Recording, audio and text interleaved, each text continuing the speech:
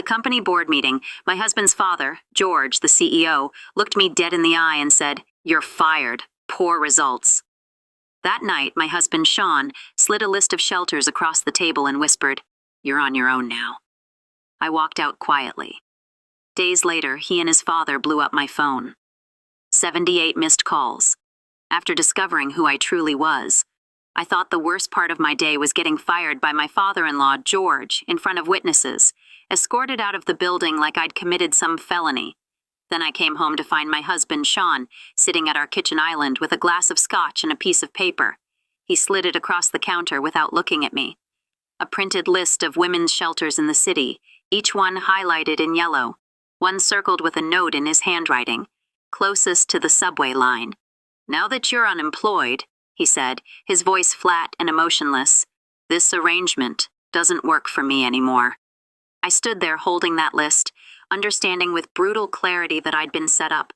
They'd both planned this, father and son working together to discard me like a quarterly report that didn't meet projections. What they didn't know was that I'd been planning something too. Before we continue, thank you for being here to witness stories of resilience and reinvention. If you believe talent and contribution deserve recognition, please consider subscribing. It's free. And let's be honest, watching a story like this and not subscribing, that's cold. Colder than my husband's heart. If you're really going to just leave without hitting that button, at least have the guts to go to the comments and tell us why you'd abandon this story, just like they abandoned her. Now, let's see what happens next. But I'm getting ahead of myself. To understand how I ended up holding a list of homeless shelters while my marriage disintegrated in real time, you need to know how carefully I built the life that was now crumbling. It started 3 years earlier, at a cybersecurity conference in New York City, back when I was consulting independently and my future felt like something I controlled. Sean Caldwell stood in the back row of the conference hall during my presentation on predictive threat architecture, actually taking notes. That alone made him different. Most suits in those audiences were just there for the networking lunch afterward, scrolling their phones while speakers droned about encryption protocols. But Sean was engaged, leaning forward slightly, pen moving across his notepad as I explained how my framework could identify vulnerabilities before attackers even recognized they existed. During the QA, he raised his hand and asked something that proved he'd been listening, really listening, about scaling the architecture across distributed systems without creating latency issues. It was a technical question that most marketing execs couldn't have formulated, let alone cared about. After the session ended, he waited while 3 other consultants pitched me their business cards with varying degrees of desperation, then approached with a smile that seemed genuine rather than rehearsed. We talked for 2 hours in the hotel lobby. He represented Caldwell Technologies, his family's firm, but he spoke about it with measured distance, like someone who understood the business without being consumed by it. He asked intelligent questions about my work, shared insights about gaps he saw in the industry, and listened when I explained my theories about where cybersecurity was heading. When he asked for my contact information, it felt professional. When he called 3 days later to invite me to dinner, it felt like possibility. Our courtship unfolded with what I interpreted as respectful deliberation. Sean introduced me to his world gradually. Casual dinners first, then a weekend trip to the Hamptons where we walked beaches and talked about everything except work. Then slowly into his social circle of college friends and business associates. He never rushed, never pushed for more than I was ready to give, always checked in to make sure I was comfortable with each step forward. At the time, that patience felt like respect. Looking back now, I can see how it was also assessment. Each stage a test to see if I'd fit into the space he'd already designated for me. 6 months after we met, Sean took me back to that same NYC hotel where we'd first talked. Same lobby, different conversation. He proposed over coffee rather than champagne, in jeans rather than a suit, with a ring that was beautiful but not ostentatious. Everything about the gesture felt authentic, like he understood that I valued substance over performance, partnership over spectacle. I said yes before he'd finished asking, certain I'd found someone who saw me as an equal rather than an acquisition. My mother Queen's reaction arrived like a weather warning I chose to ignore. When I called to tell her the news, there was a long pause on the line before she said very carefully, "That's wonderful, honey. Just remember that families like the Caldwells, they operate differently than people like us. You'll always be an outsider to them, no matter what Sean promises." I dismissed her concern as generational cynicism, the worldview of someone who'd struggled financially her entire life. and couldn't imagine wealth operating with genuine meritocracy. Sean had assured me repeatedly that his father valued expertise and results, that George Caldwell had built his company by recognizing talent regardless of background or pedigree.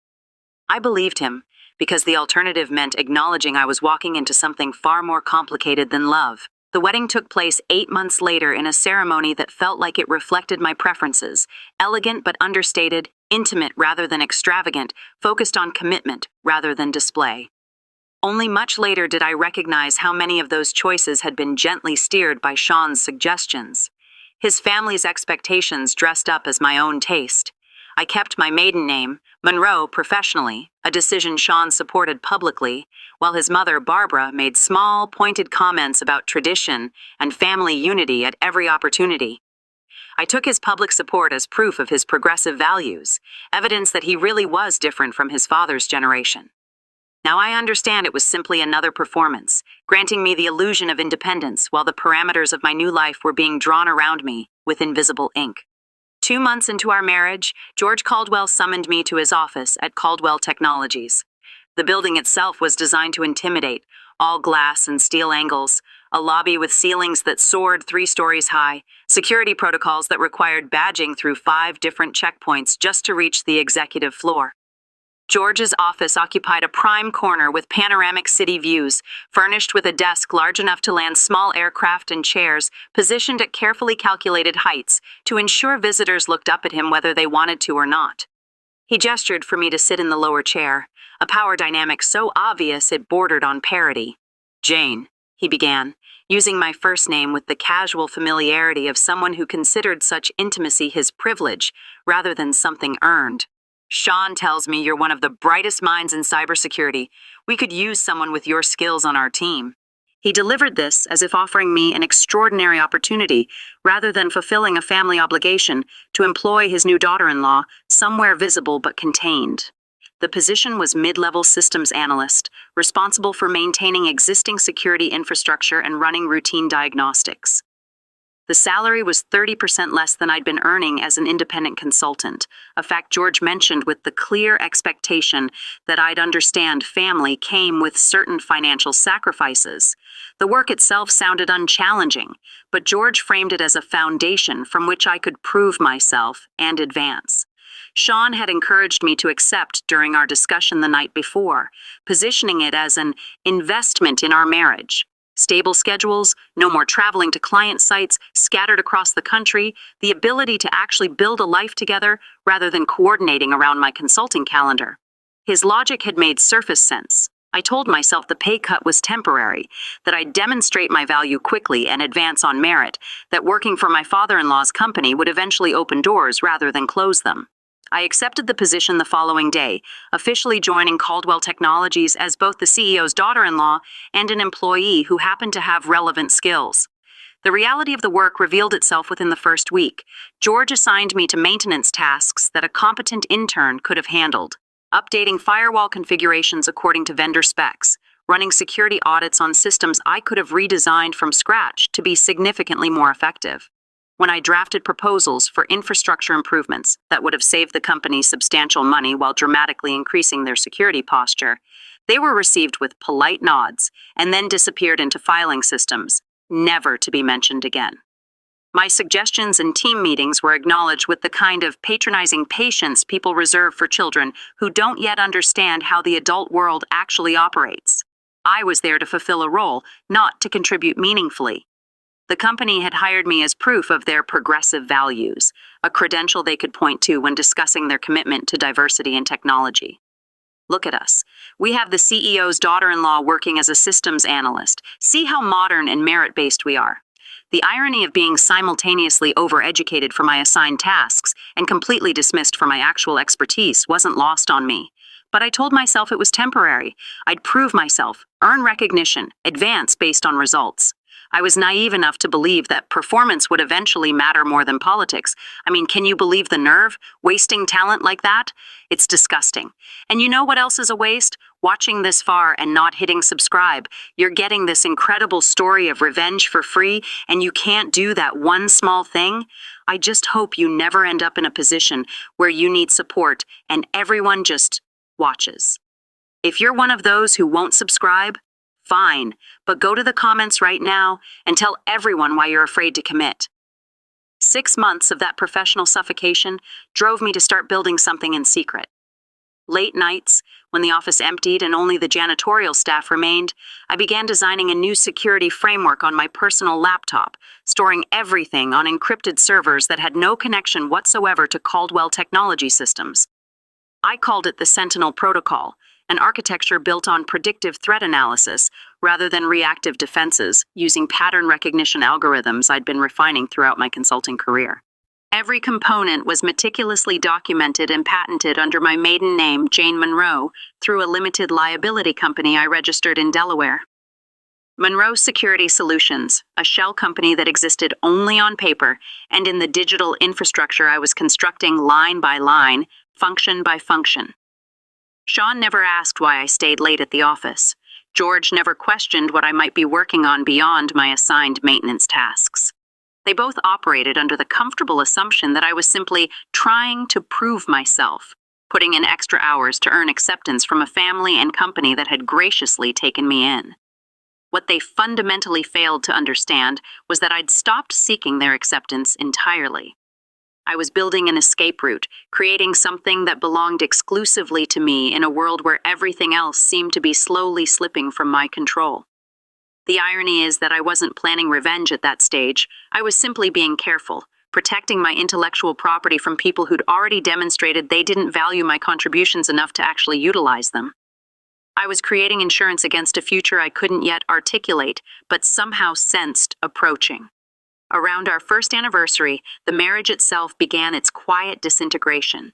Sean started checking his phone obsessively during dinners, stepping into the bedroom to take calls from his father that apparently couldn't wait until morning.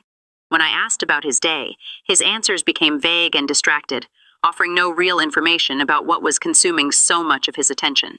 He stopped asking about my work entirely, and our conversations contracted to pure logistics: whose turn it was to pick up groceries, which bills needed paying, whether we had plans for the weekend. I tried everything I could imagine to revive what we'd had. I planned elaborate date nights that he'd cancel last minute for work obligations that were never fully explained. I suggested weekend getaways that never materialized because George needed him for some meeting or presentation or strategy session. I initiated conversations about our future, our plans, the life we talked about building together, and watched his eyes glaze over with the expression of someone mentally composing their grocery list while waiting for me to finish talking. Family dinners at the Caldwell estate became regular events that felt like torture disguised as tradition. Barbara, George's wife and Sean's mother, had perfected the art of the subtle insult delivered with a smile. Comments about my wardrobe that implied I didn't understand appropriate professional dress. Questions about my career ambitions phrased to suggest that ambition itself was somewhat unseemly in a Caldwell wife. Pointed inquiries about when I'd provide grandchildren, as if my primary value was strictly biological. Sean sat through these dinners in practiced silence, methodically cutting his food with surgical precision, never once defending me or redirecting his mother's commentary. His silence felt like complicity, like agreement expressed through strategic absence. Late at night, lying in bed next to a man who felt increasingly like a stranger sharing my space, I'd stare at the ceiling and try to identify the exact moment when everything had shifted. But there was no single moment. It was erosion, gradual and relentless. The slow, patient work of water wearing down stone until the foundation developed cracks too deep to repair. The life I'd built with Sean Caldwell, I was beginning to understand, had been constructed on borrowed ground. I just didn't realize how soon the lease would expire, or how brutal the eviction would be when it finally came. The elevator ride to the executive floor the next Tuesday morning felt different, though I couldn't have articulated why. I'd received an email the previous afternoon. Brief, vague, almost deliberately uninformative. Performance evaluation, quarterly review. Your presence required. Conference room B. 8:30 a.m. The phrasing struck me as odd. I'd attended dozens of quarterly reviews, and they were never framed as individual performance evaluations. They were team presentations, collaborative assessments of division-wide metrics. But I pushed the unease aside and prepared thoroughly, compiling 3 years of data into a presentation that documented every success, every breach prevented, every dollar saved. I arrived at 8:15, 15 minutes early, as always, carrying my tablet loaded with charts and graphs that told an undeniable story of excellence. The numbers were extraordinary. My division had prevented 3 major security breaches in the past year alone, any one of which could have cost the company millions in damages and regulatory penalties. We'd exceeded performance targets by 42%. Client satisfaction scores had risen steadily under my oversight. I'd personally designed and implemented security protocols that were now being studied as case examples in industry publications.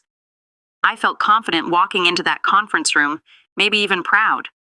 I had every reason to expect recognition, perhaps even discussion of advancement. The conference room was set to what felt like Arctic temperature when I entered, though the thermostat probably read a normal 70 degrees. Cold has nothing to do with temperature in certain contexts. George sat at the head of the table in his usual position of authority, but the people flanking him made my stomach drop before my conscious mind fully registered why. Marcus from operations, a man I'd interacted with perhaps twice in 3 years, both times briefly. A woman in a dark suit I didn't recognize at all, holding a legal pad with the careful posture of someone whose job involved witnessing things and documenting them precisely. No one from my team was present, not a single person who could corroborate my work, speak to the actual metrics, or provide any counterweight to whatever narrative was about to be constructed. I should have turned around and walked out right then. The setup was obvious in retrospect. Isolated, outnumbered, facing people with no direct knowledge of my contributions and no investment in acknowledging them, but I was still operating under the assumption that facts mattered, that documentation and evidence would speak for themselves. I took my seat across from George and set my tablet on the table, ready to present the truth in data form. George didn't smile. He didn't offer coffee or make small talk or acknowledge the presentation I'd clearly prepared. He simply shuffled a stack of papers with theatrical precision, each movement deliberate and unhurried, designed to make me wait and wonder and feel the weight of my own uncertainty. When he finally looked up and spoke, his voice carried the smooth, practiced authority of someone who delivered difficult news many times before and had long since stopped feeling anything about it. "Jane," he began, using my first name with the familiarity that family technically permitted, but that felt wrong in this context, clinical and distant. "We've been reviewing your division's performance metrics over the past several quarters. Unfortunately, the results aren't meeting our expectations or the standards we've set for leadership positions within the company." The words registered individually before assembling into meaning. Performance metrics, not meeting expectations, standards for leadership positions. I actually thought for a moment that he was talking about someone else's division, that there had been some administrative error and I'd been called to the wrong meeting. Then I saw his expression. Not apologetic, not uncomfortable, but satisfied in a way that made my skin feel too tight, and understood with sudden terrible clarity that this was exactly the meeting I'd been summoned to attend. "I'm sorry," I said, my voice coming out steadier than I felt. But last quarter's numbers exceeded every projection by a significant margin. We beat targets by 42% across all key performance indicators. The security upgrades I implemented saved the company an estimated $4 million in potential breach damages and regulatory penalties. Client satisfaction scores have improved by 28% since I took over the division leadership. I reached for my tablet, fingers moving automatically to pull up the spreadsheets and charts I'd prepared. The visual representation of undeniable success. George didn't even glance at the screen. He just smiled, and the expression made something cold settle in my chest, because I'd seen that smile before. It was the smile of someone who'd already won, who held all the meaningful cards, who knew that facts and evidence were irrelevant compared to the power to simply decide the outcome and enforce it. "This isn't personal, Jane. It's business." He delivered the line with the casual confidence of someone who'd used it many times before, a phrase that absolved him of responsibility while maintaining the fiction of professional neutrality. The absurdity of the statement was almost impressive. How could firing someone based on fabricated performance issues be anything other than personal? But I saw the truth in his eyes, the calculation, the predetermined outcome, the certainty that he controlled the situation completely, and my protests were merely a formality to be endured before moving forward with what he'd already decided. He slid an envelope across the table with the same theatrical precision he'd applied to shuffling papers earlier. My full name was typed on the front in formal business font. Miss Jane Monroe. Not Jane Caldwell. which I'd never legally become, but which family members occasionally used, Monroe. The use of my maiden name felt intentional, a subtle assertion that I'd never truly belonged to their family, that whatever connection I'd thought existed through marriage was being formally severed. "Your termination is effective immediately," George continued, his tone suggesting he was reading from a script he'd memorized. "Security will escort you to your desk to collect personal belongings. Your access credentials will be deactivated as of 9 o'clock this morning. Human Resources will contact you regarding final paycheck and benefits termination procedures." The lawyer, because that's obviously what the unknown woman was, made a careful note on her legal pad, documenting every word for whatever file this was building. Marcus still wouldn't meet my eyes, staring at a spot somewhere past my left shoulder, as if eye contact might make him complicit in something he'd rather not acknowledge.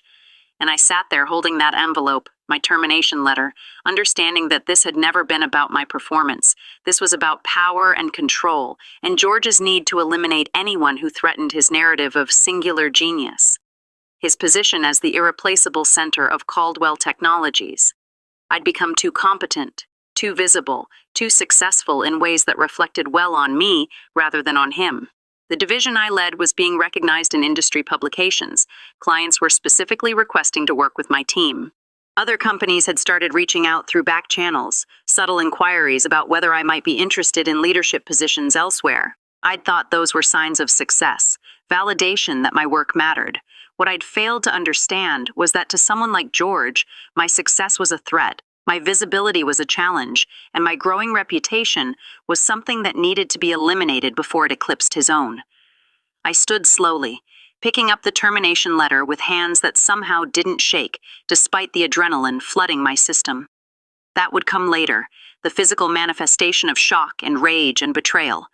But in that moment, I was functioning on autopilot, some deeper part of my brain taking over to navigate the immediate situation with the mechanical precision of pure survival instinct. "I remember the way out," I said quietly, looking directly at George, holding eye contact until he was the one who looked away first. "It's the same path I used when I built half the systems currently keeping this company operational. The systems that prevented those 3 breaches. The infrastructure that's generating the revenue that pays for this conference room, and your imported coffee, and whatever satisfaction you're getting from this moment." His expression flickered then, just for a second. Something that might have been uncertainty or recognition that he'd perhaps miscalculated something important. But it passed quickly, replaced by the smug satisfaction of a man who'd executed his plan perfectly and wasn't particularly concerned about long-term consequences he couldn't yet see coming. I collected my personal items under the watch of a security guard named Mitchell, who I'd personally trained on our access protocols 6 months earlier. He wouldn't look at me either as he stood 3 feet away, bearing witness to my humiliation with the uncomfortable posture of someone who knew this was wrong but had no power to change it. I packed my coffee mug with the chipped handle that I brought from home, the framed photo of my mother, Queen, from my college graduation, a small, succulent plant that had somehow survived 2 years in an office with recycled air and fluorescent lighting. These objects that had made my workspace feel marginally personal were now evidence of my temporary status, easily packed into a cardboard box and carried away. My security badge felt heavier than it should have when I dropped it in the return tray at the lobby desk. Angela, the receptionist, who I chatted with every morning for 2 years about her kids and her night classes and her dreams of eventually moving into an administrative role, couldn't meet my eyes. Neither could the junior developers I'd mentored or Peterson from IT, who stood watching from the hallway with the expression of someone observing a traffic accident, horrified but unable to look away. They all knew what I knew, what everyone in that building understood but would never say directly. Poor results was corporate code for "we're removing you before you become too powerful, before your competence becomes so undeniable that we can't maintain the fiction that you're here as a favor, rather than because you're genuinely valuable." The drive home felt surreal, disconnected, like watching footage of someone else's life. Traffic moved at its normal pace.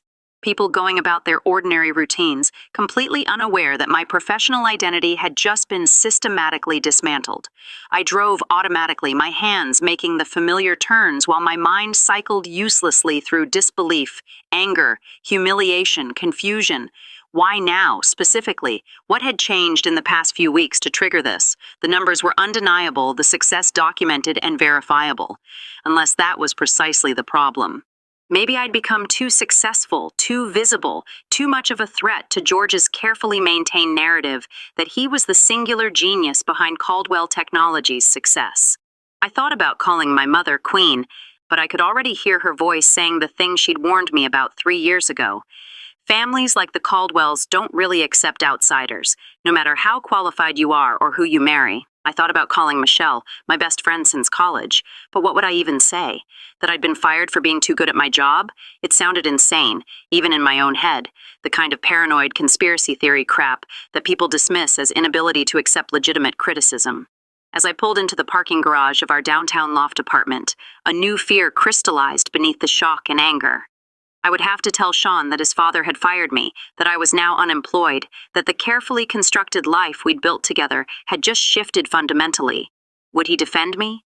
Would he demand answers from George? Would he stand up for his wife against his father's decision? Or would he? The thought trailed off as I stepped into the elevator. But some part of me already knew the answer. Some part of me had known for months, had registered all the small signs and warnings I'd been deliberately ignoring because acknowledging them would have meant confronting truths I wasn't ready to face.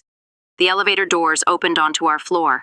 I walked to our apartment door, keys in hand, dread settling in my stomach like stones I'd swallowed. I knew before I opened that door, some instinct deeper than conscious thought had already read the situation and prepared me for what came next. I just hadn't imagined it would be quite this brutal. The key turned in the lock with its familiar click, and I pushed open the apartment door, expecting emptiness, silence, maybe a few hours to process what had just happened before having to explain it to anyone. Instead, I found Sean sitting at our kitchen island like he'd been positioned there deliberately, waiting. The staging was obvious the moment I registered the scene. His posture too casual, too prepared, lacking any of the natural surprise someone would show if their spouse came home hours earlier than expected in the middle of a workday. A glass of scotch sat in front of him, despite the hour being barely past 10:30 in the morning. His laptop was open, angled just enough that I could see real estate listings on the screen.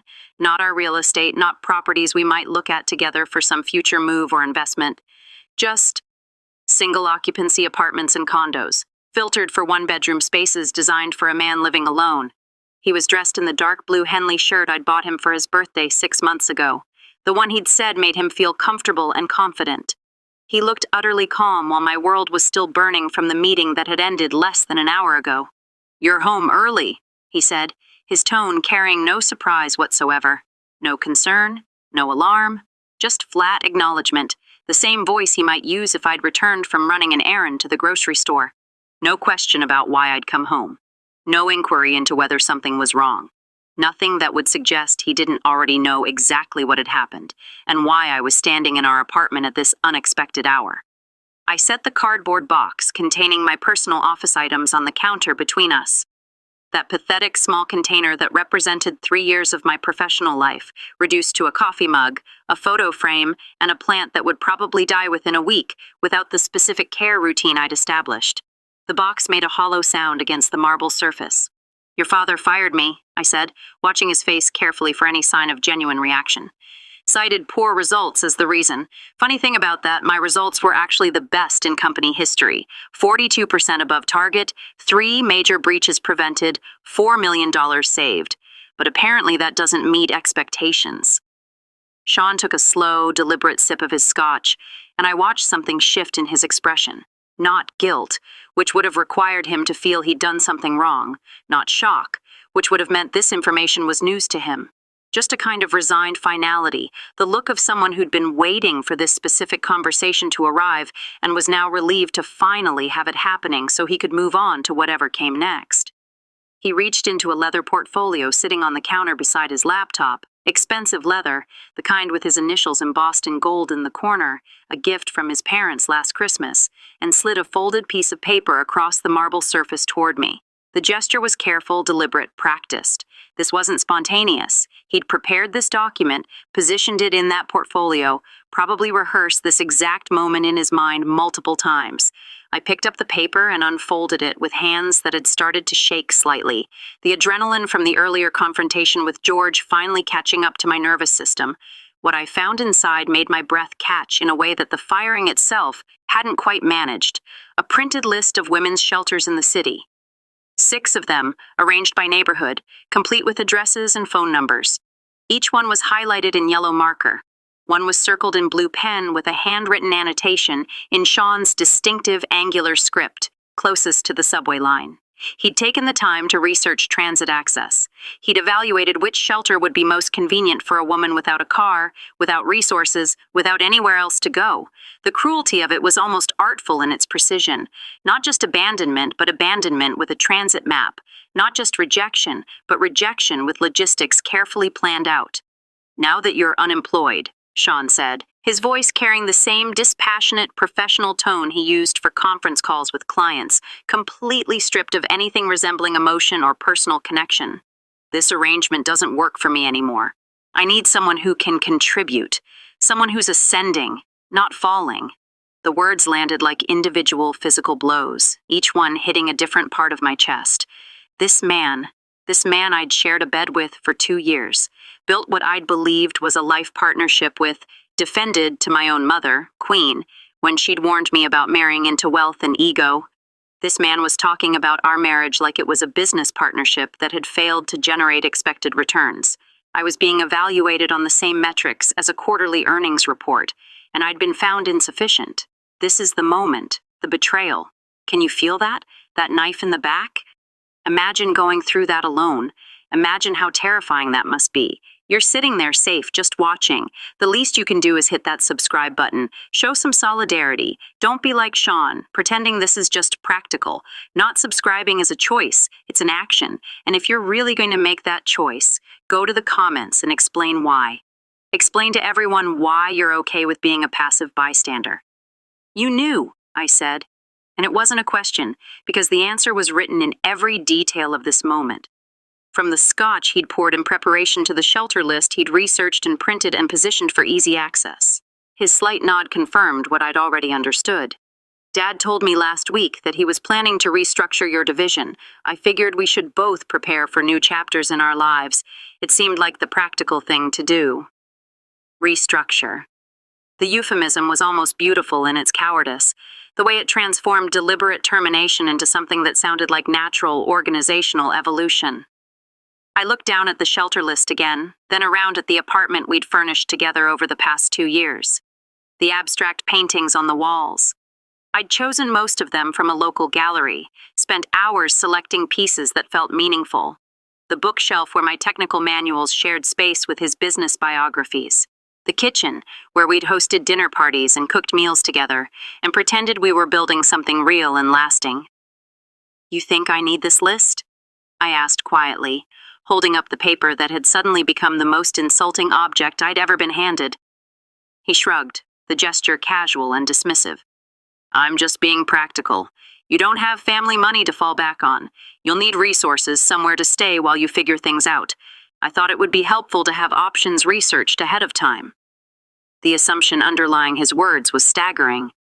That I was helpless without him and his family's resources.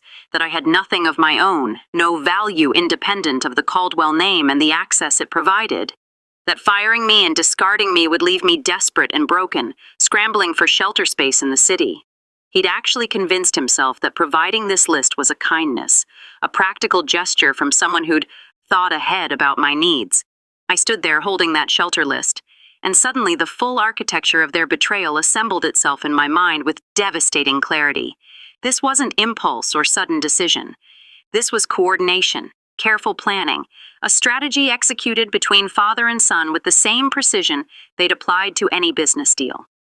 George had told Sean a week ago, 7 full days, which meant Sean had spent an entire week knowing that his father intended to fire me, knowing that he himself intended to end our marriage. And he'd said nothing. He'd continued the performance of normal life, sitting across from me at breakfast, kissing me goodbye when I left for work, asking casual questions about my day when I came home, all while holding this secret like ammunition he was waiting for the right moment to use. How many nights had he lain in bed next to me planning this exit? How many conversations had father and son had about the problem of Jane, the wife who'd become inconvenient, the employee who'd become too competent and too visible and too much of a threat to their carefully maintained hierarchy? I thought back to our first anniversary, to the gradual cooling of Sean's affection over the months that followed, his increasing absences and vague explanations about where he'd been and what was consuming so much of his time and attention. It hadn't been normal marriage growing pains or the natural evolution of a relationship moving past its honeymoon phase. It had been preparation, strategic, emotional divestment. He'd been withdrawing his investment gradually, protecting himself from the fallout he knew was coming, ensuring that when the moment arrived to execute his exit, he'd already insulated himself from feeling much of anything about it. And I'd blamed myself. For months, I'd internalized the distance between us as my own failure. Not trying hard enough, not being attentive enough, not being a good enough wife. I'd auditioned desperately for a role that had already been recast, performing for judges who'd already written their verdict and were just waiting for the appropriate moment to deliver it. The shame of that realization burned hotter than the anger, seared deeper than the betrayal itself. I'd been so carefully managed, so thoroughly manipulated, and I'd participated in my own deception by wanting so badly to believe that this marriage was real. "I'll be gone by morning," I said, my voice coming out steadier than I felt, pulled from some reserve of dignity I hadn't known I still possessed. Sean actually looked relieved, his shoulders dropping slightly as tension released. He'd probably anticipated arguments, tears, desperate negotiations. My calm acceptance clearly registered as the best possible outcome. A clean break, with no drama, no complications, no messy emotional scenes that might create awkwardness or require him to feel uncomfortable about his choices. He didn't see what was happening inside me in that moment. Not rage, though that would come later. Not grief, though that was there too, buried under layers of more immediate reactions. What crystallized in my chest as I stood there holding that insulting shelter list was something colder and more precise than either of those emotions. It was clarity, sharp-edged and absolute, cutting through every illusion and self-deception I'd been maintaining about who these people were and what I'd actually meant to them. I packed methodically that evening, while Sean stayed in the living room, probably scrolling through those real estate listings, planning his next chapter with the same casual efficiency he'd applied to ending this one. I didn't take everything. That would have required multiple trips and extended this humiliation over more time than I could stand. I took only what mattered, what was actually mine, rather than props in the life I'd been performing. My laptop, which contained 3 years of work and documentation. My backup drives, labeled innocuously as personal photos and family documents. The external hard drive I'd kept hidden in the back of my closet, which contained every patent filing, every line of proprietary code, every piece of documentation related to Monroe Security Solutions. I left behind the jewelry Sean had given me for birthdays and anniversaries, expensive pieces that had never felt quite like mine, always too formal, too much about displaying wealth than expressing anything personal. The designer clothes his mother, Barbara, had encouraged me to buy.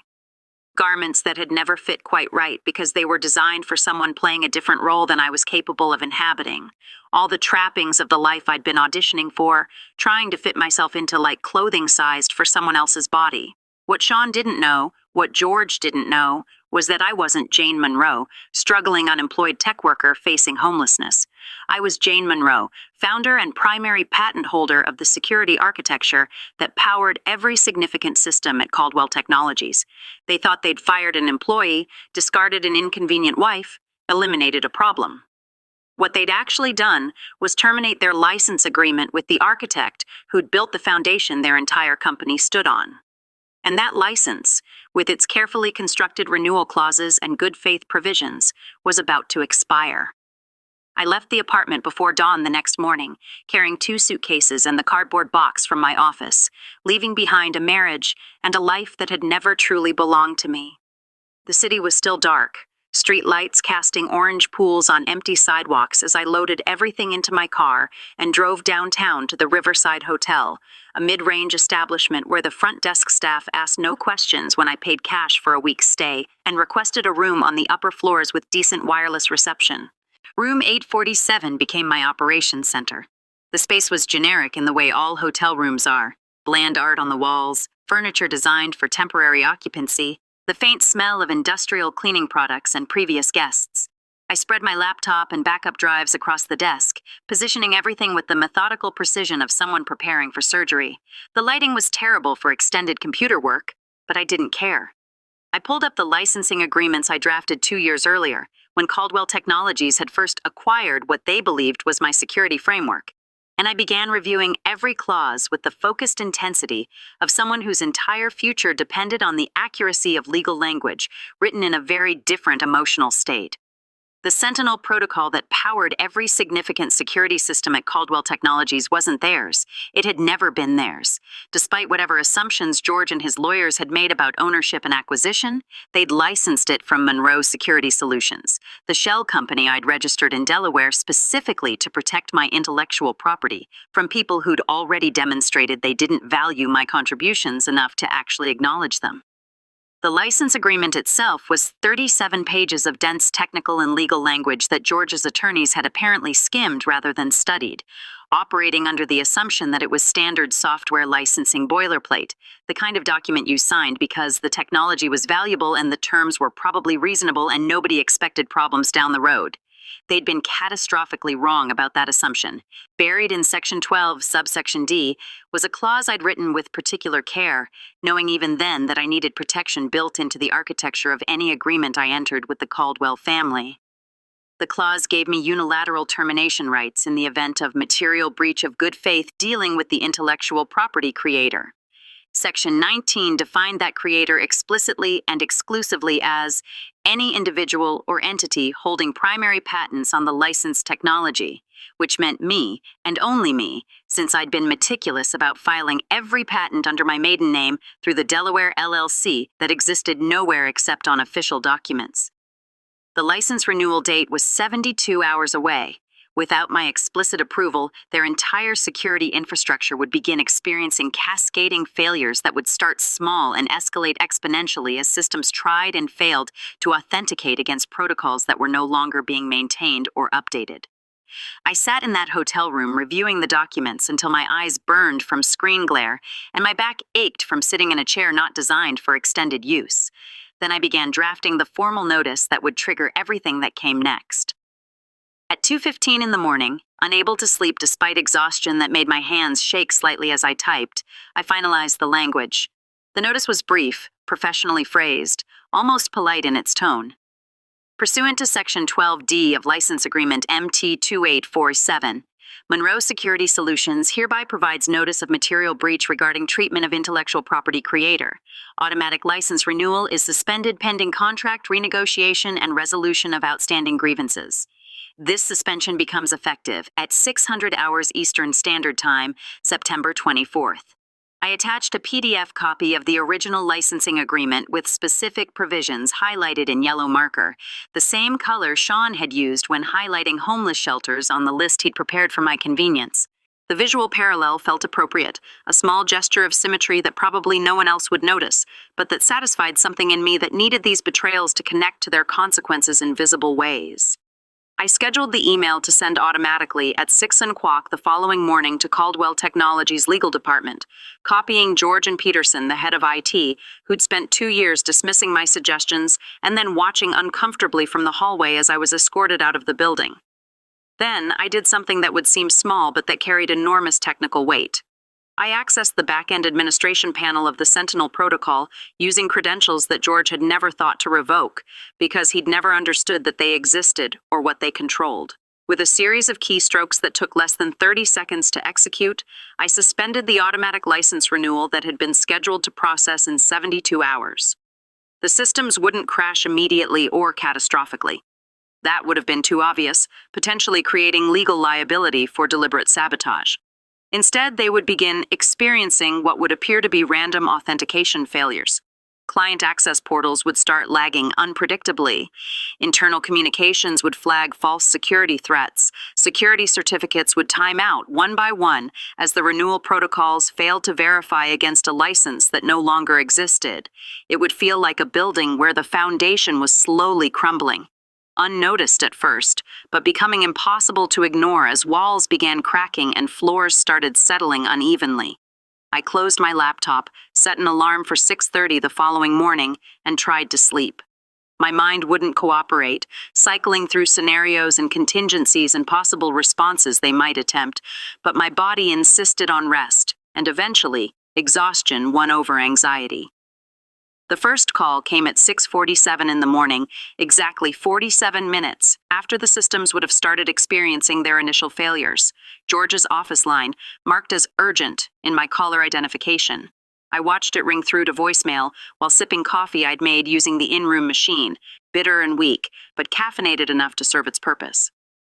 3 minutes later, another call from a different Caldwell Technologies number, then another.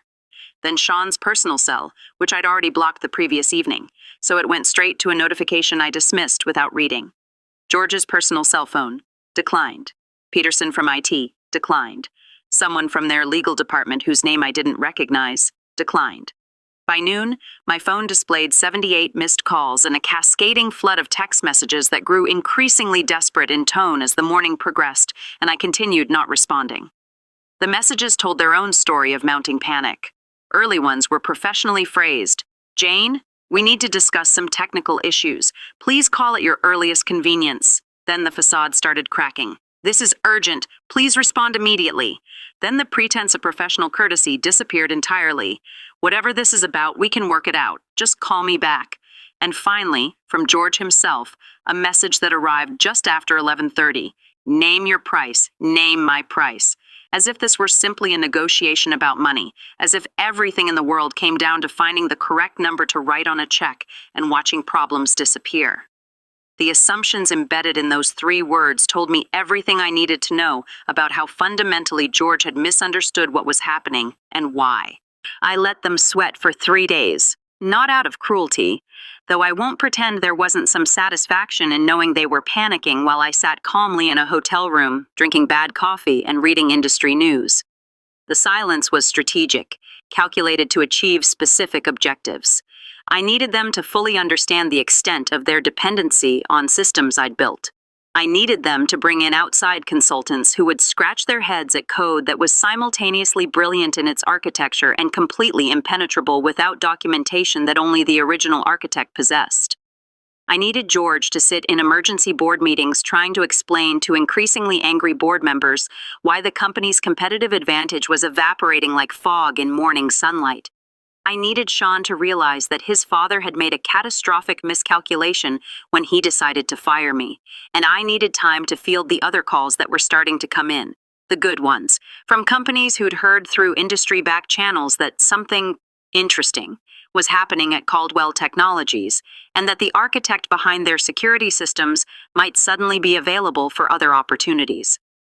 On the second night, sitting in that hotel room with takeout food going cold on the desk beside my laptop, I finally called my mother, Queen. She answered on the first ring, and I could hear the relief flooding her voice before she'd even finished saying hello. "Jane, baby, where are you? Sean's been calling me, saying you left, that you're not answering your phone, that he's worried." "I need you to listen, Mom," I interrupted, my voice coming out steadier than I felt. Something in my tone made her go immediately quiet, that maternal instinct that recognizes when a child needs space to speak without interruption. I told her everything. The firing based on fabricated performance issues, the shelter list Sean had prepared with transit annotations, the coordinated betrayal between father and son, the license agreement they'd never properly read, the systems that were currently failing in ways they couldn't fix without me. When I finished, there was a long silence on the line, the kind of quiet that feels heavy with processing and emotional recalibration. Then she said something I hadn't expected, something that broke through the careful control I'd been maintaining for 2 days. "I have $48,000 in savings. It's yours if you need it." My mother, Queen, who'd raised me alone after my father died in a construction accident when I was 8 years old, who'd worked double shifts as a nurse for 15 years to keep us housed and fed and to put me through college without debt, who'd never had extra money for vacations or luxuries or anything beyond the essentials of survival. She was offering me her entire financial security. "Mom, I don't need," I started, but she interrupted me with the firmness that had gotten us both through the hardest years of my childhood. "I know you don't need it. You never did. You've been taking care of yourself since you were 16 years old. But I need you to know you have it. You're not alone, baby. You never were." I broke then, not from sadness, but from something fiercer and more complicated, gratitude and rage and determination, all mixing together into an emotional response I couldn't quite name or control. Tears came that I hadn't allowed myself since the moment Sean had slid that shelter list across the counter. "I'm going to make them understand what they did," I told her, my voice thick with emotions I was still trying to process. "I know you are," she said with absolute certainty, "and I'll be here when you do." That conversation changed something fundamental in how I understood what I was doing and why. This wasn't just about me anymore, about my hurt feelings or damaged pride or professional reputation. I was doing this for my mother, who'd never had the luxury of demanding fair treatment because survival didn't leave room for principles. For every woman who'd been told she was nothing without the man who married her. For everyone who'd ever been discarded like a quarterly report that didn't meet arbitrary projections. The calls from Caldwell Technologies continued. By the end of day 3, the count had exceeded 100, but I didn't answer any of them. I was done responding to their schedule. On the 4th morning, I woke at 5:30 without an alarm. My body's internal clock apparently convinced that this was the appropriate time to begin whatever came next. The hotel room was still dark, city lights filtering through curtains that didn't quite close properly, casting thin vertical lines across the ceiling that I'd been staring at for the past 3 nights whenever sleep proved elusive. But this morning felt different. The anxiety and second-guessing that had characterized the previous 72 hours had crystallized overnight into absolute clarity about what needed to happen next. I made coffee with the inadequate in-room machine, opened my laptop while it was still brewing, and began drafting the email that would fundamentally alter the power dynamic between myself and the Caldwell family. The message needed to be perfect, not emotional, not accusatory, just factual in a way that left no room for misinterpretation or negotiation about the reality of the situation they now found themselves in. I addressed it to George's private email address, the personal account he used for matters he preferred not to have documented in corporate systems, where they might be subject to discovery requests or board oversight. No greeting, no preamble, no wasted words that might dilute the impact of what I was about to demonstrate. Just a single sentence. "Please find attached documentation regarding the ownership and licensing structure of the security systems currently powering Caldwell Technologies operations."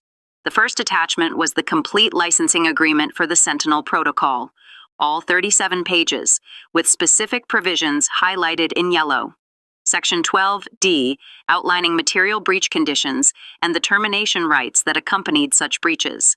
Section 19, providing explicit definition of intellectual property creator as the individual or entity holding primary patents on the licensed technology. Section 23, detailing my unilateral authority to terminate or suspend the license under specified circumstances, which included, and I'd been very careful about this language when drafting the original agreement, treatment of the creator that could reasonably be interpreted as acting in bad faith or failing to acknowledge their contributions appropriately.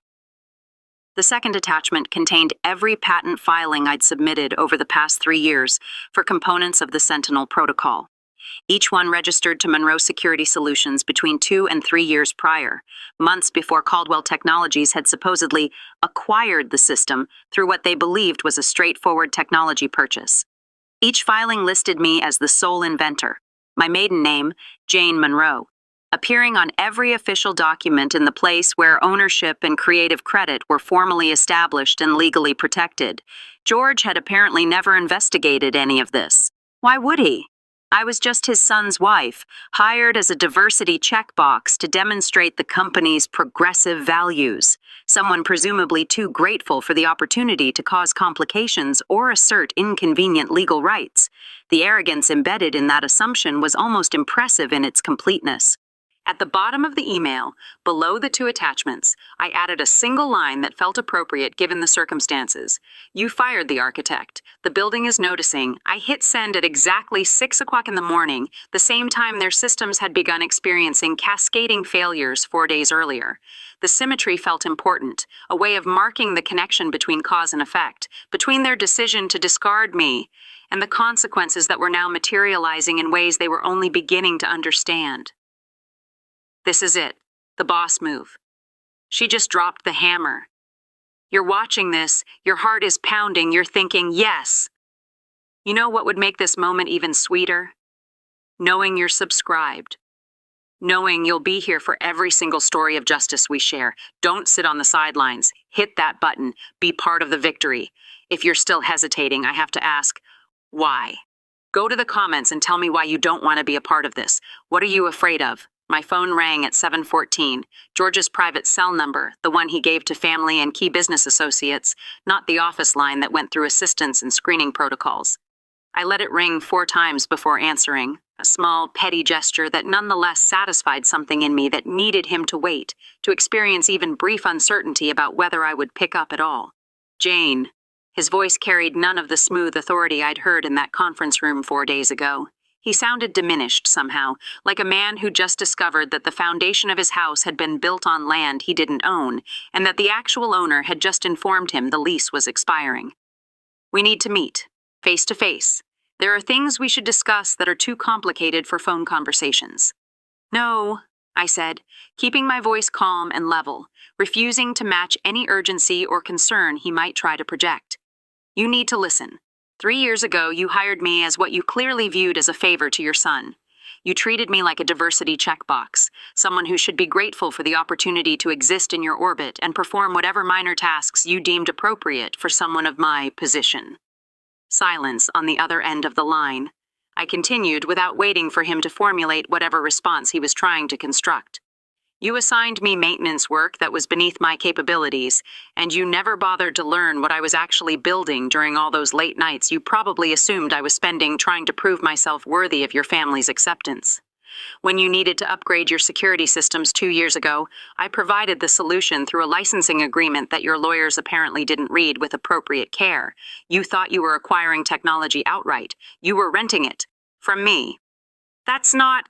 George started, but I cut him off before he could complete whatever denial or rationalization he was attempting. The license renewal came due 3 days ago. I declined to approve it. Every system currently keeping your company operational is now running on borrowed time that's counting down with each hour that passes. Your client portals are experiencing authentication failures. Your internal communications are flagging false security threats. Your competitive advantage is evaporating in real time, and all of it traces directly back to the woman you fired for supposedly poor results that were actually the best performance metrics in company history. Another silence. Longer this time, heavy with the sound of a man processing information that was rewriting his understanding of his own situation. When he spoke again, his voice had changed in fundamental ways, smaller, uncertain, stripped of the confidence that came from believing he controlled all the relevant variables. What do you want, Jane? The question revealed how completely he'd misunderstood what was happening and why. He still thought this was a negotiation, that everything came down to finding the right price point or arrangement that would make the problem disappear and allow everyone to return to their previous positions with minimal disruption. Justice, I said. But I'll settle for watching you explain to your board of directors why your company's entire infrastructure is held together with licensing agreements controlled by the woman you just fired for fabricated performance issues. George tried to recover his footing, shifting into the mode he probably used in difficult business negotiations when he needed to salvage deals that were going poorly. We can offer you reinstatement, immediately, better title than you had before, vice president level, equity stake in the company. I can have the board approve a compensation package by end of week that includes full benefits, substantial signing bonus, guaranteed seat at executive strategy meetings, whatever it takes to make this right. I don't want to work for you, George, I said, and I meant it with a clarity that surprised me with its completeness. I want you to understand what you destroyed wasn't just a job. It was a partnership you never deserved and never appreciated until it was too late to matter. I could hear him breathing on the other end of the line, each exhale carrying the weight of a man realizing he'd miscalculated catastrophically, that he'd eliminated what he'd perceived as a minor problem and had actually triggered the collapse of something foundational that he hadn't known existed. The licensing agreement can be terminated with 30 days' notice, I continued, letting the implications of that timeline settle, or it can be renegotiated under new terms that would require certain acknowledgments. That renegotiation would need to include formal documentation of material breach, which means board minutes recording that you fired your chief security architect based on fabricated performance issues while she was actually delivering the best results in company history. It means explaining to your investors why you didn't know that the foundation of your company belonged to someone else. It means acknowledging publicly what you did and why it was wrong. "You're trying to destroy the company," George said, and I heard anger creeping back into his voice as he grasped for a narrative that made me the aggressor rather than someone responding appropriately to how I'd been treated. "No," I corrected firmly. "I'm teaching you the cost of underestimation. The company can survive this situation if appropriate changes are made. The real question is whether you can survive it, whether your position and reputation can withstand the truth about what happened and why." I ended the call before he could respond, not out of drama, but because the conversation had served its purpose, and anything further would have diminished the impact of what had already been said. I turned my phone to Do Not Disturb mode and opened my laptop to check email. The industry had moved faster than I'd anticipated. Within hours of Caldwell Technologies' system failures becoming visible to clients and competitors, my inbox had begun filling with messages from people who'd somehow learned pieces of the story and wanted to know more or explore possibilities. Michelle called that afternoon, her number coming through despite the Do Not Disturb setting because I'd marked her as an emergency contact years ago. "You're a legend in tech circles right now," she said, her voice carrying equal parts awe and amusement. "People are calling it the quietest power move of the decade. Caldwell's stock is tanking and nobody could figure out why until someone traced it back to a licensing dispute with Monroe Security Solutions, which nobody had heard of, which turns out to be you." Two companies reached out with vice president level offers that same day. Another wanted to discuss possible acquisition of Monroe Security Solutions itself, which struck me as deeply ironic given that it was essentially a shell company I'd created specifically to protect intellectual property from people like George. I'd been invisible at Caldwell Technologies for 3 years, my contributions systematically erased or attributed to George's leadership. Now, that same industry was scrambling to understand how I'd built something so essential that its absence could cripple a major firm. By evening, I had 3 formal job offers, each one paying more than double what Caldwell had. One came with a signing bonus that exceeded Sean's annual salary. I reviewed them carefully, considering not just compensation, but culture and opportunity, and whether I'd be walking into another situation where my contributions would be undervalued. I accepted the most prestigious offer before midnight, feeling something shift in my chest as I typed the acceptance email. This wasn't just about leaving Caldwell Technologies behind. It was about stepping into something I'd built for myself, on my own terms, with people who actually understood what I was worth. The acceptance email sat in my sent folder like a line drawn in the sand, marking the boundary between what had been and what would come next. I closed my laptop and sat in that hotel room, feeling something I hadn't experienced in months, anticipation that wasn't tinged with dread. My phone continued buzzing with notifications I wasn't reading, missed calls from numbers I'd stopped recognizing as relevant.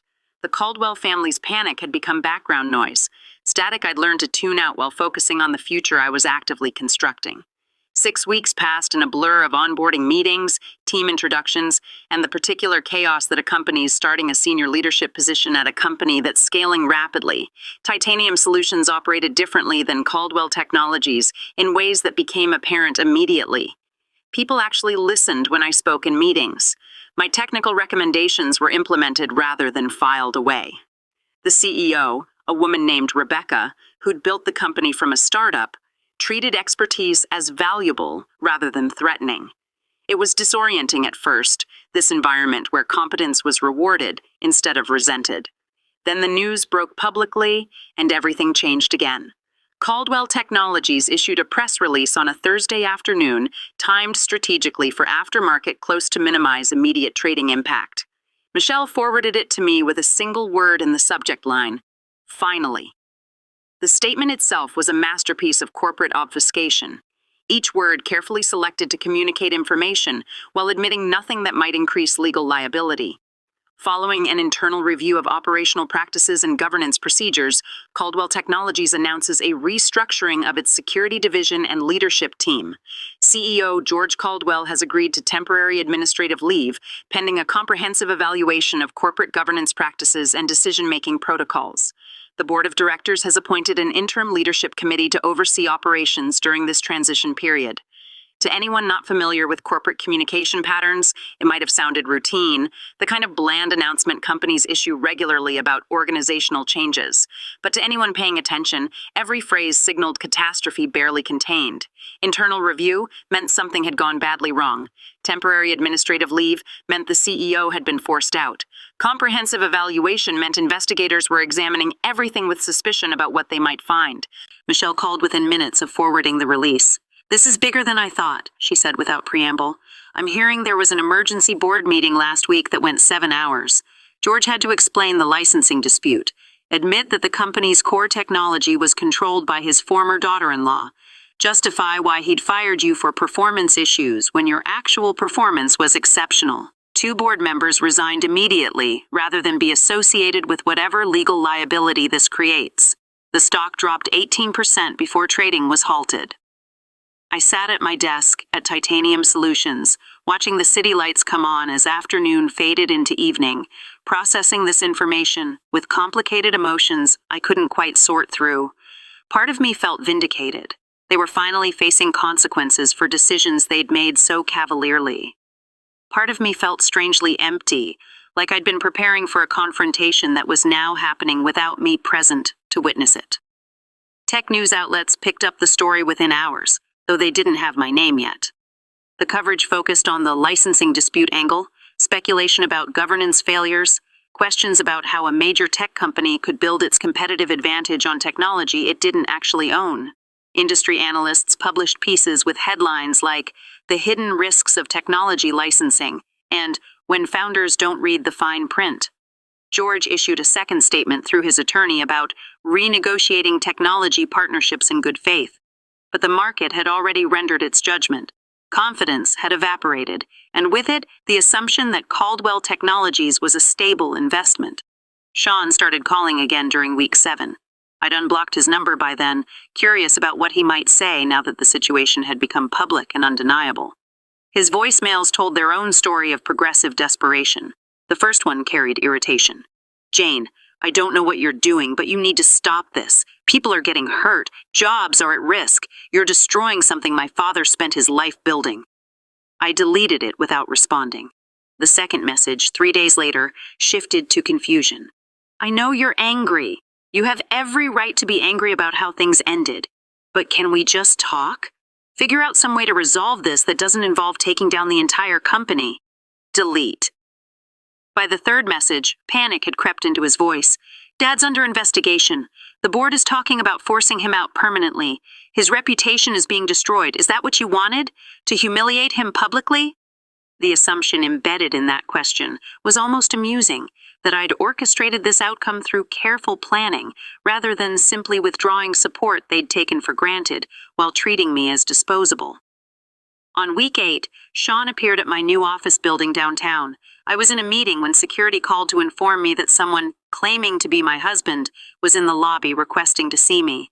I pulled up the security camera feed on my phone and watched him standing there holding expensive roses, the kind you purchase when desperation has replaced thoughtfulness, when you need a gesture that looks significant without requiring actual understanding of what the other person might want. He looked smaller somehow than I remembered. Not physically diminished, but reduced in some fundamental way that had nothing to do with height or weight. The confidence he'd carried so easily during our marriage had been replaced by uncertainty that showed in his posture, the way he shifted his weight from foot to foot while waiting for the security guard to return with a response. "We're separated," I heard him say when the guard asked about his relationship to me. and the word choice struck me as characteristic of Sean's approach to difficult situations. Separated suggested something temporary, circumstantial, a condition that might be resolved through negotiation or changed circumstances. It sanitized what had actually happened, made it sound mutual and reversible rather than the deliberate abandonment it had been. The security guard called up to my office. "Ms. Monroe, there's a Sean Caldwell here to see you. Says he's your husband. Should I send him up?" I looked at the monitor, showing Sean standing in the lobby holding flowers that were already starting to wilt slightly under the artificial lighting, and I felt nothing. Not anger anymore, not grief, not even satisfaction at his obvious discomfort. Just a kind of neutral observation, like watching a stranger deal with a problem that had nothing to do with me. "No," I said. "Tell him I'm in a meeting that's running long. He should try calling if he needs to discuss something." I watched on the monitor as the guard delivered this message, and Sean's face registered first confusion, then frustration, then something that looked like resignation. He left the flowers on the reception desk and walked out, shoulders hunched against cold that was as much emotional as meteorological. My new position at Titanium Solutions provided exactly what Caldwell Technologies had denied: autonomy, resources, and recognition. I had a team of 20 engineers who'd been selected for competence rather than politics, a budget that allowed us to actually implement ideas rather than just propose them, and leadership that understood the difference between control and trust. More importantly, I had the freedom to build something new without constantly defending its existence. We launched Sentinel Protocol 2.0 at a major tech conference in November, 2 months after my termination from Caldwell Technologies. The timing was deliberate, giving me enough distance to make it clear this wasn't reactive, but rather the natural evolution of work I'd been doing for years. The presentation was mine to deliver. My name featured prominently in the program and promotional materials, my face on screens as I talked about adaptive security architecture that learned from threats rather than just responding to them. The audience included several companies I recognized as Caldwell Technologies clients. I saw their representatives taking careful notes, asking detailed questions during the QA session about migration timelines and compatibility requirements, and whether the new framework could integrate with existing systems or required complete replacement. Within 3 weeks, 4 major clients had formally requested proposals for switching their security infrastructure from Caldwell to Titanium Solutions. The market was voting with contracts, and the verdict was unmistakable.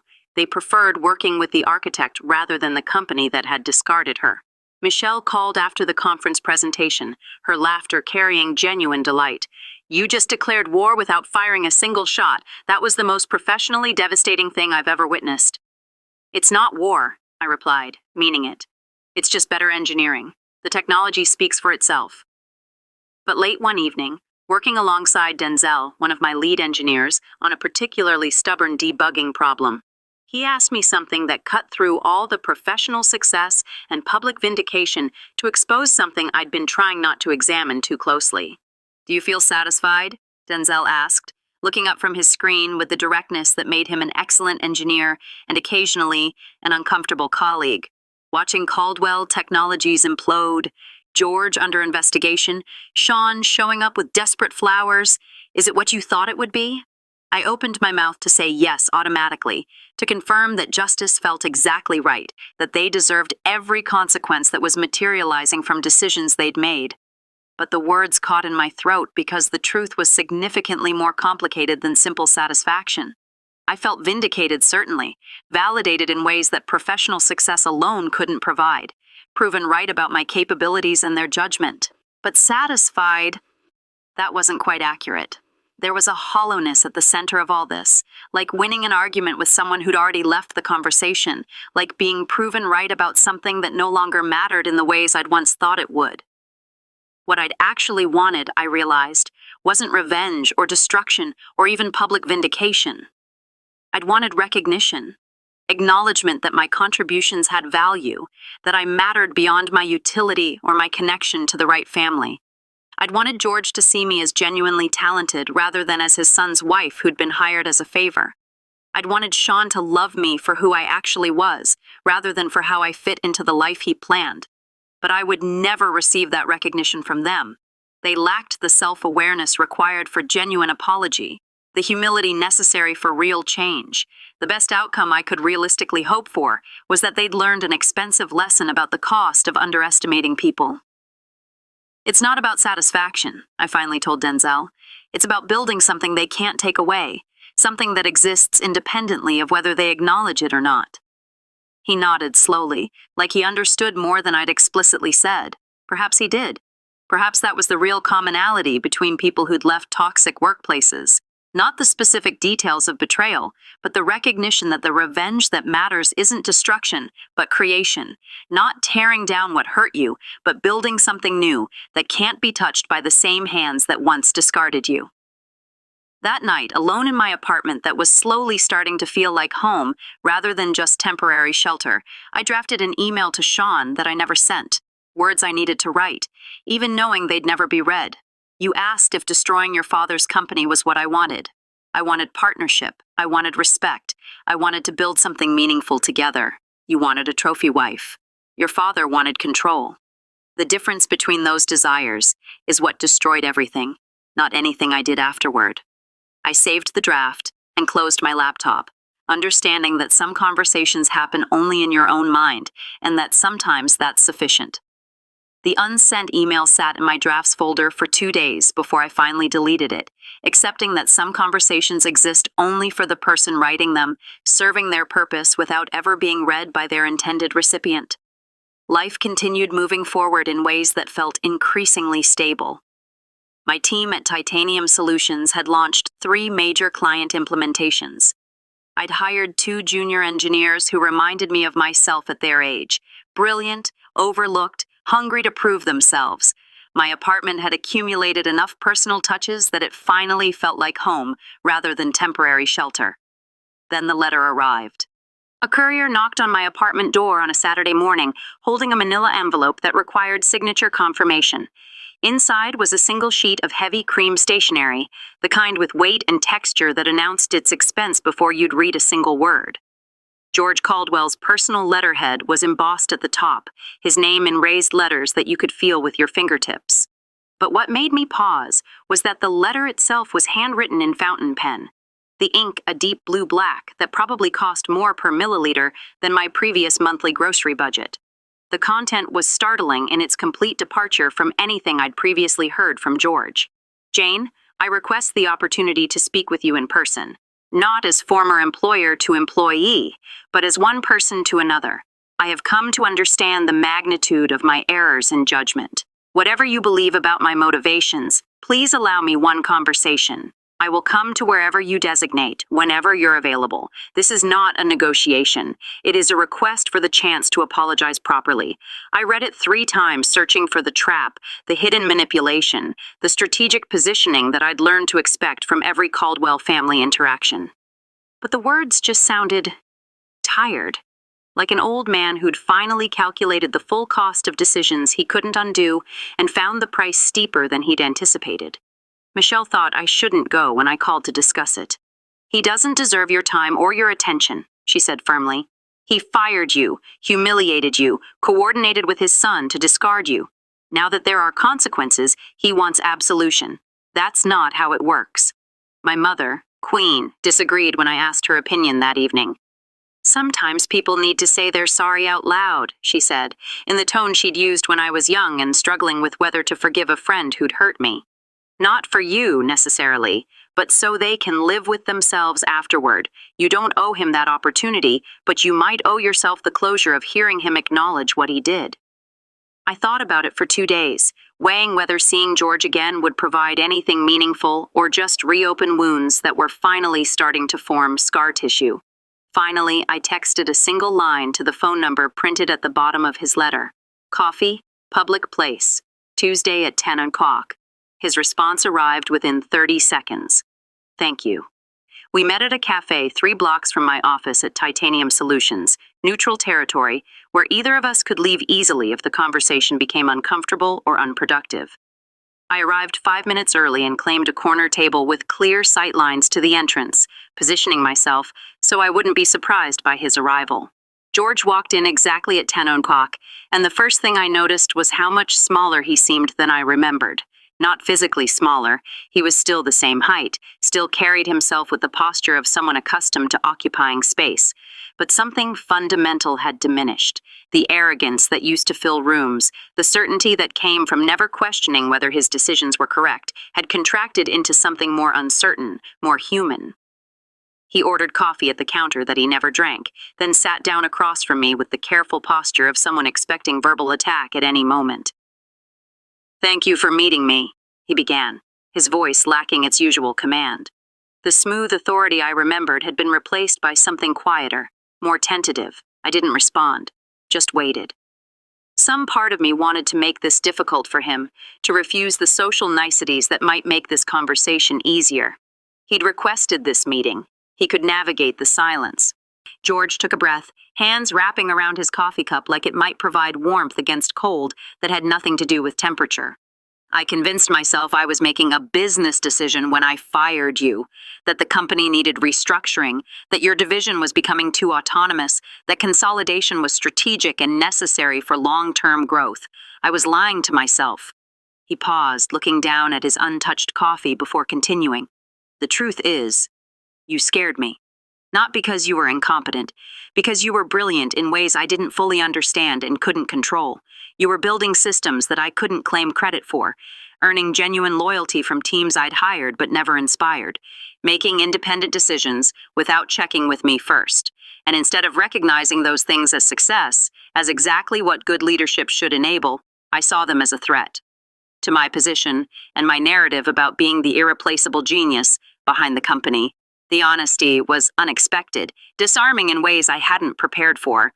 I'd anticipated excuses or justifications or attempts to minimize what had happened. Instead, he was offering something that sounded like actual self-awareness.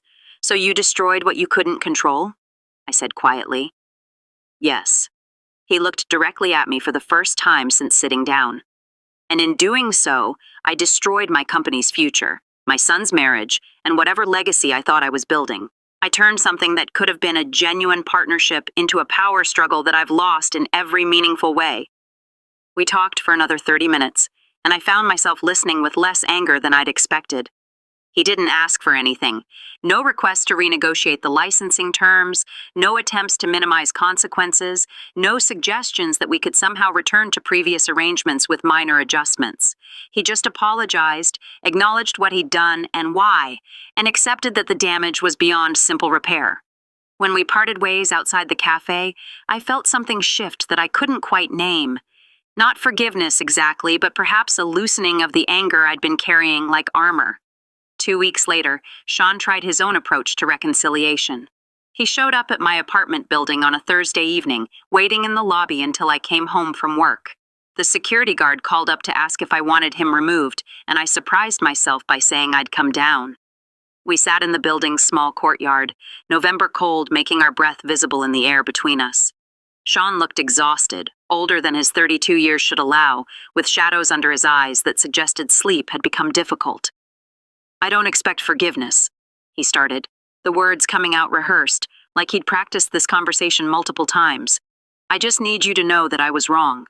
About everything. About thinking your value was tied to your employment. About not defending you to my father. About that shelter list.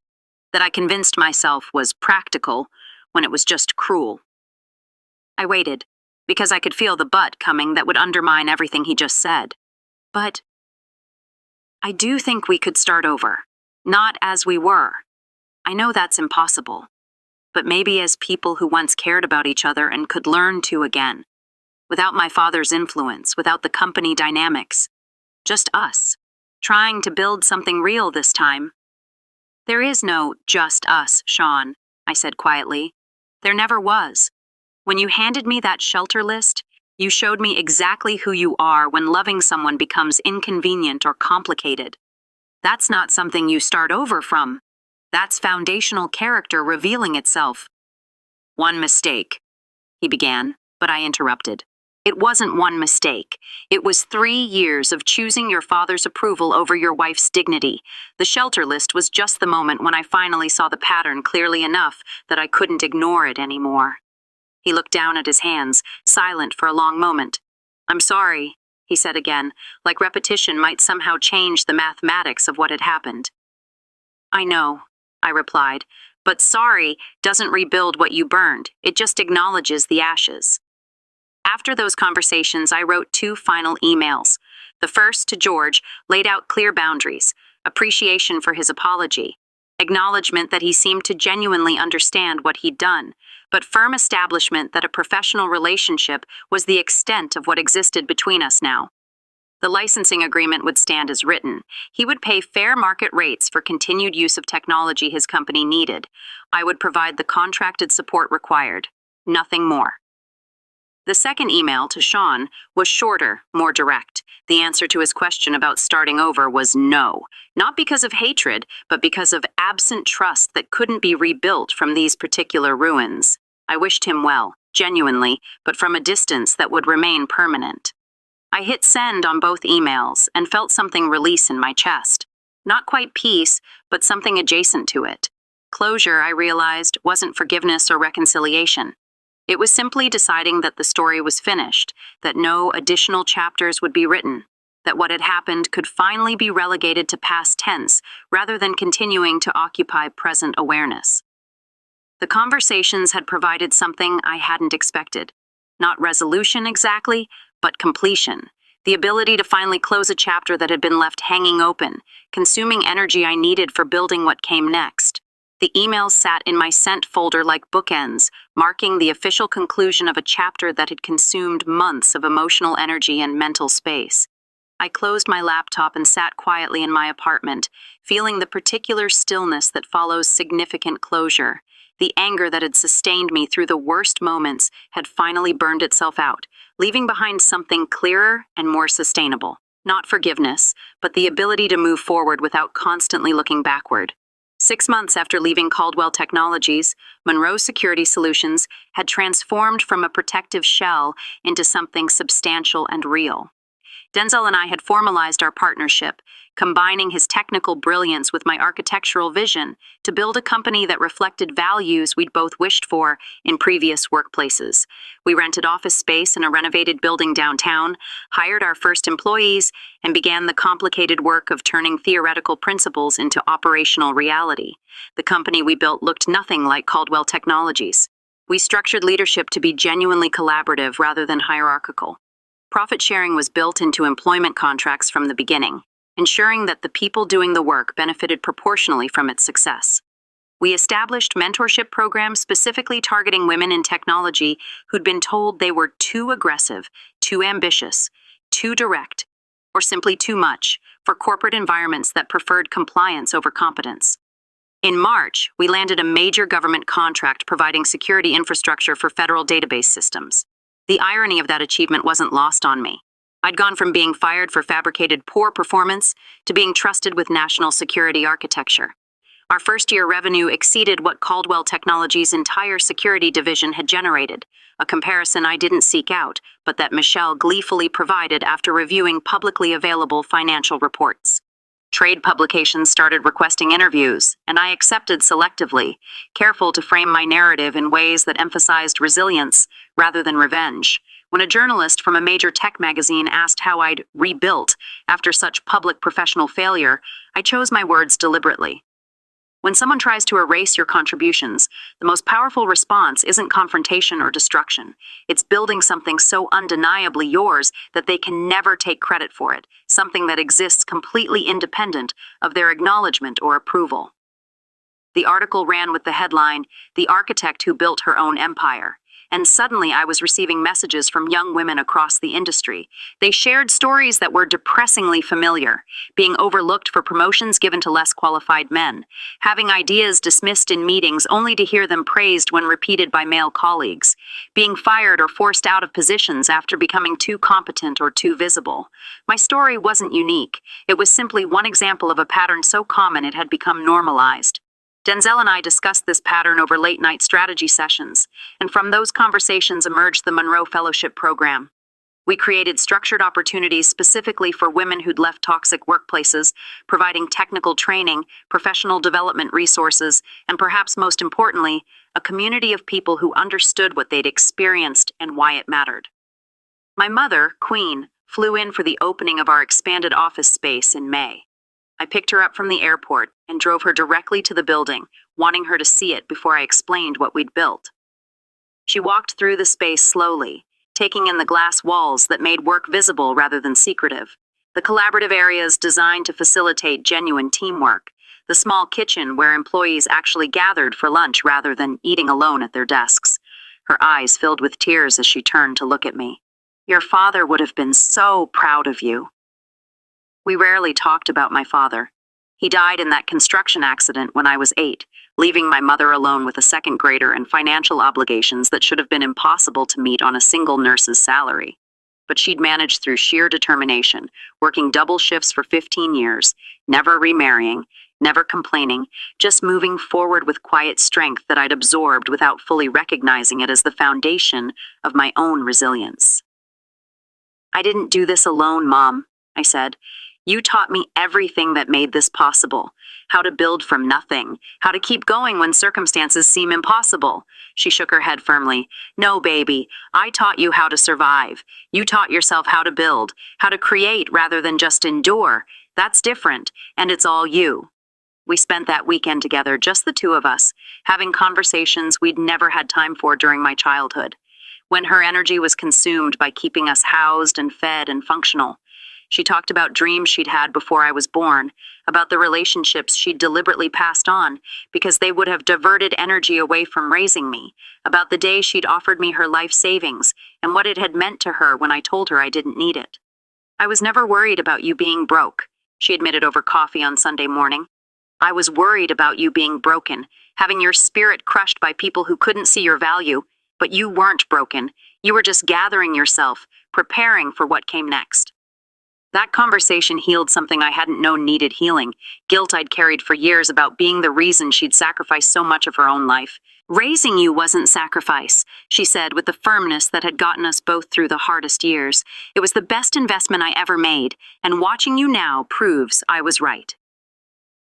In June, Michelle called with news that shifted my world in unexpected ways. She was getting engaged, and she wanted me as her maid of honor. The wedding was planned for late September, and as I marked the date in my calendar, I realized with odd symmetry that it would fall exactly 1 year after George had fired me in that conference room.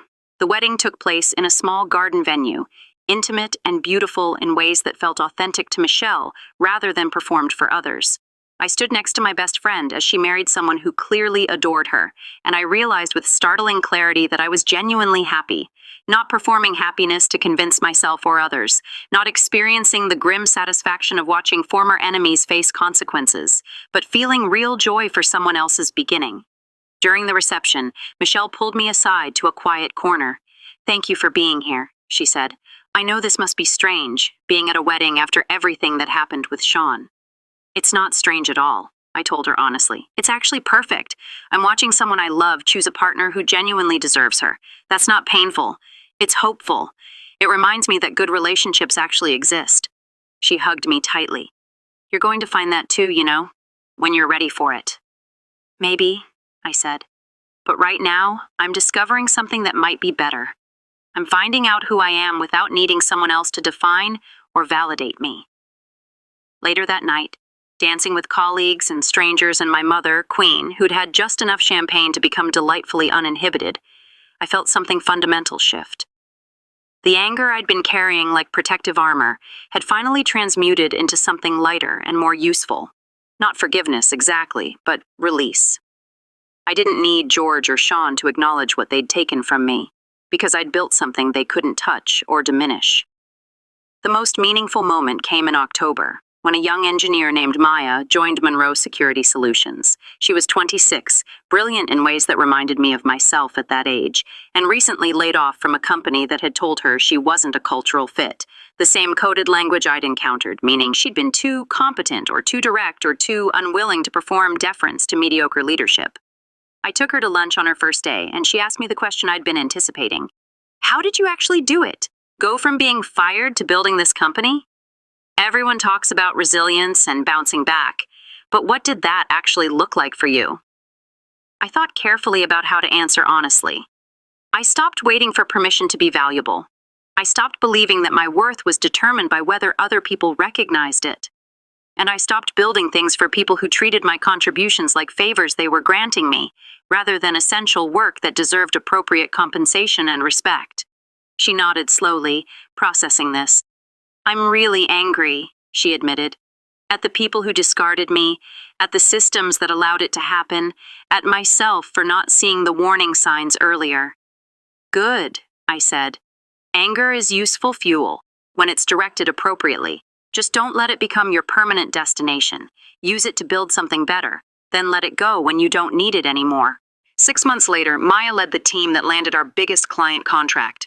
When she presented the technical architecture at our company meeting, speaking with confidence and precision about security protocols she designed, I caught Denzel's eye across the room, and we shared a smile that communicated everything without words. We'd built this. Not just a company, but a genuine space where people like Maya could develop their capabilities without having to perform someone else's narrow version of acceptable behavior. That evening, driving home through the city, I passed Caldwell Technologies building and felt nothing but mild curiosity about how different the interior must look now. New leadership had restructured operations. George had officially retired. Sean had relocated to the West Coast for what his LinkedIn profile described as a fresh start. The empire they'd attempted to build through control and hierarchy had contracted into something smaller, but perhaps more sustainable. I didn't feel triumphant observing this. I just felt free, finally unburdened by the need for their acknowledgement or their downfall, because I'd learned something essential through all of this. The most effective response to being erased isn't destruction of those who wronged you. It's building something so undeniably your own that they become irrelevant footnotes in a story they never understood they were losing the right to narrate. I drove home to my apartment, modest but genuinely mine, filled with furniture I'd chosen and books I actually read and art that meant something personal rather than serving as expensive decor. My phone showed a text from my mother, Queen. Proud of you every single day. I sat in my car for a moment after parking. Engine off. City lights creating patterns through the windshield. And I let myself feel the full weight and lightness of what I'd built from the ashes of betrayal.